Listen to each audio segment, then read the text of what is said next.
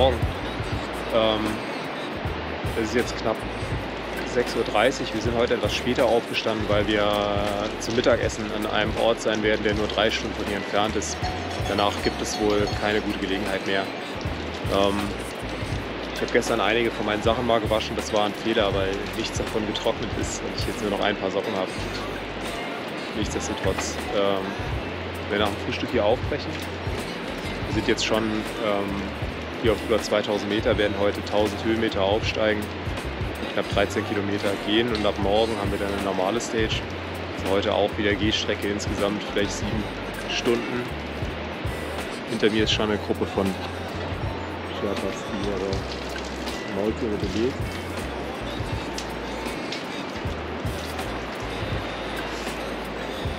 Ansonsten ist es relativ kühl, feucht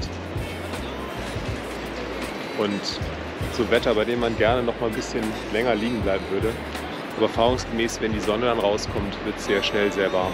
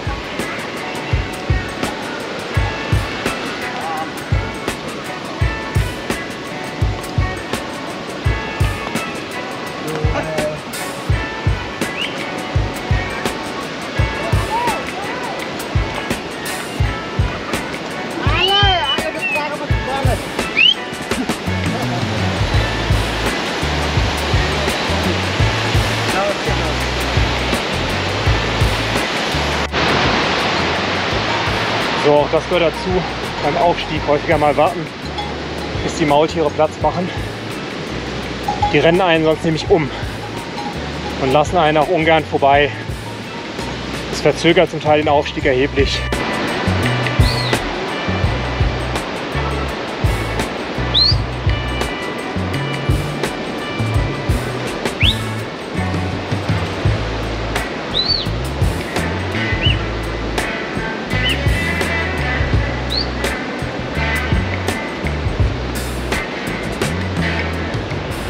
Wenn mich fragen würde, wie der Manaflu-Circuit riecht, dann würde ich sagen, er riecht nach Esel.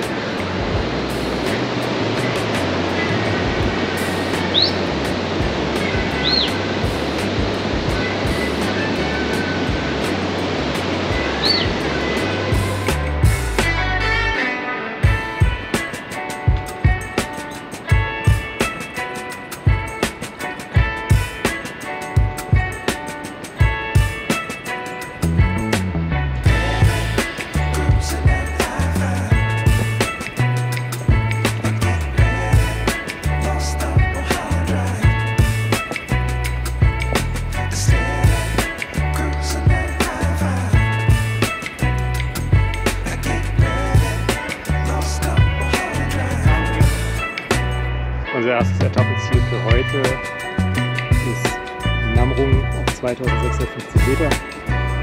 Wir sind jetzt knapp 600 Meter aufgestiegen. Wir mussten einige Zeit noch darauf warten, die Pässe zu überqueren, weil so viele Esel im Weg gestanden haben. Wir werden jetzt hier eine längere Mittagspause einlegen und danach nochmal 4 Stunden weitergehen ungefähr. Ja, heute fühle ich mich ziemlich gut. Das Wetter ist schön, hier oben ist auch nicht mehr ganz so heiß. Und die Szenerie wird von Tag zu Tag spektakulärer.